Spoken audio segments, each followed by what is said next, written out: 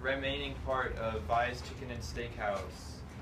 You can see up here, this is what the sign looked like, and this is where we are right now, in the storage area. Unfortunately, the rest of the building burnt down many years ago, and it's now where the parking lot and the rest of the garden is today. Back in the day, Vi's Chicken and Steakhouse was one of the cultural and social hubs of Hogan's Alley and Strathcona in general, because this place was open from 6 p.m. to 6 a.m. And you can imagine the kind of people who would gather here. In fact, everyone would gather here, all members of society. You had police officers off the clock coming here to have a drink after work, sitting next to jazz musicians who were also having a drink.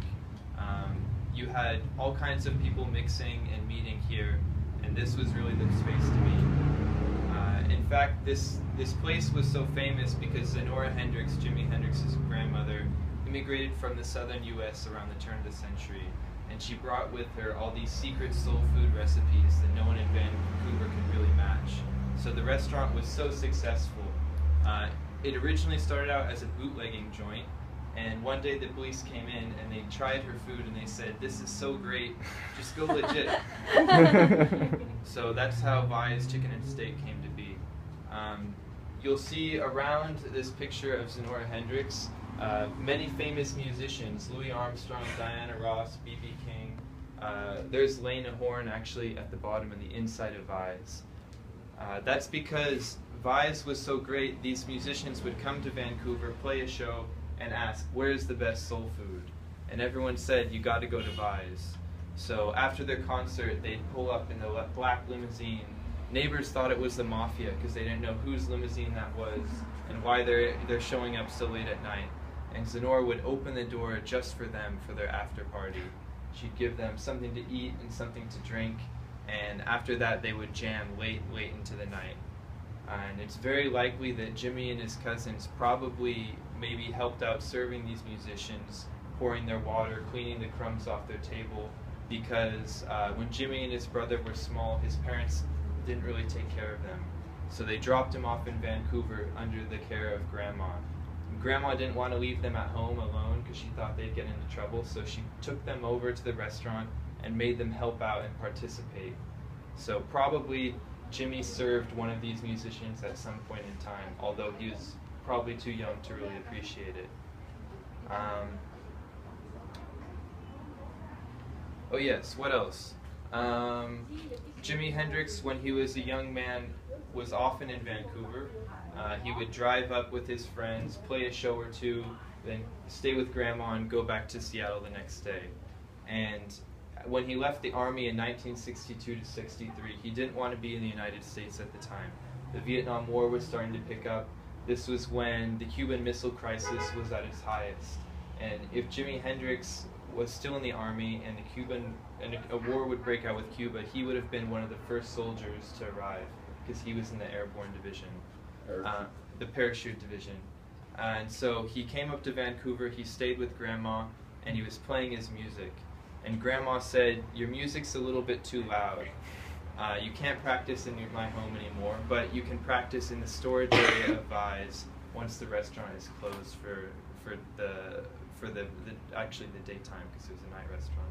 So Jimi Hendrix would practice right where you guys are standing. He would rehearse, and he would often jam with musicians inside of Vi's, because this is where all the local blues and jazz musicians would gather. If you read a book called Opening Doors, it's a series of interviews from people living in Strathcona at the time. And one of the musicians, Bill Abercrombie, used to live in Hogan's Alley, and he mentions even at 7 in the morning going to work, you could hear music in the streets. You could still hear the chicken shacks playing music, people still up that late into the morning. So you can get kind of an idea of the atmosphere and the way people would gather here. Also, when Jimi Hendrix was coming of age, he played a lot of shows in Vancouver. He did a lot of jams in Strathcona. He played at the Smiling Buddha Cabaret on Hastings. He played at Dante's Inferno, which is now Celebrities. And he also played in numerous chicken joints like Vi's Chicken Inn. Some people even say he would jam with Tommy Chong from Cheech and Chong. because Tommy Chong was also active in Vancouver at the same time. But we're not quite sure. Tommy Chong says he doesn't remember what was happening, so it's a mystery. What else? Looking around the room. Yes, this is another point I'd like to point out. The church of Jimi and Nora. So Zenora Hendricks, when she immigrated, she was one of the best cooks in the city for soul food. That's why she landed this job here. But her food also helped to give the community their church, because there was an old Scandinavian Lutheran church that didn't have many people going to it. And she thought, we have this community, but we don't have a spiritual center. We don't have a place to gather. So she started this campaign to buy the church and make it into the AME Fountain Chapel Church. So what she did, she used her powers of cooking to attract people. She would host chitlin dinners where she would cook the food, and people could leave a donation and have whatever they wanted to eat.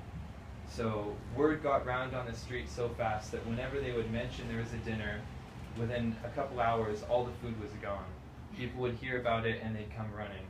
So due to her efforts, the community here had a place to pray and had a spiritual center, as well as by being such a great chef here, she helped to make the social and cultural center of Hogan's Alley. So she's really one of the major matriarchs of the community. Here we see a drawing of her with a young Jimi in front of the shrine. Here we see, this is her house in East Georgia. This is the house that Jimi stayed in most of the time he was here. Zenora Hendricks moved around a bit, but pretty much she was at this house whenever he was visiting. Here's a picture of Hogan's Alley, what it used to look like. If you guys want to take home some homework, here's some articles about Hogan's Alley and the musical presence. There's 2 articles. If you want to take one, you're free to. And yeah, I guess that's about it. That's most of what's relevant. Oh, and the best part of the tour, let me show you.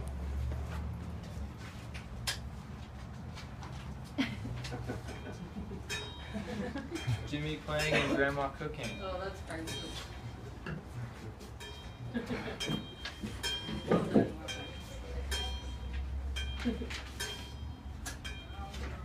So if you want to look around, there's a garden in the back, and I think Kevon will take the tour from here.